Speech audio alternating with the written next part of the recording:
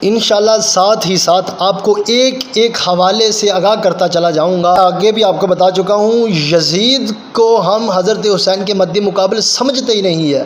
ہم تو یزید کو حضرت حسین کی پیر کی خاک کے برابر بھی نہیں سمجھتے، لیکن جو رافضیت میں شیعہ نے آپ کے ذہن میں کرودھ بھر دیا ہے، ہم صرف اس کو دور کرنے کی بات کر رہے ہیں۔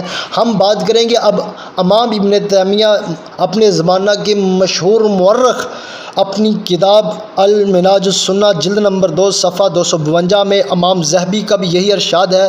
المنتقی صفحہ نمبر 288 میں مورخ طبری باوجود شیعہ ہونے کے لکھتے ہیں کہ یزید بن معاویہ، مورخ ہے امام طبری رحمۃ اللہ، یہ شیعہ ہے۔ شیعہ ہونے کے باوجود، حق بات تو وہی ہوتی ہے جو غیر کہے، لیکن شیعہ ہونے کے باوجود اس نے بہت اچھی بات کرتے ہوئے یہ بات مد نظر رکھی ہے کہ یزید بن معاویہ ہی وہ شخص ہے جس نے روم میں جنگ کی، یہاں تک کہ قسطنطنیہ تک پہنچ گیا۔ طبری جلد نمبر 5 صفحہ 86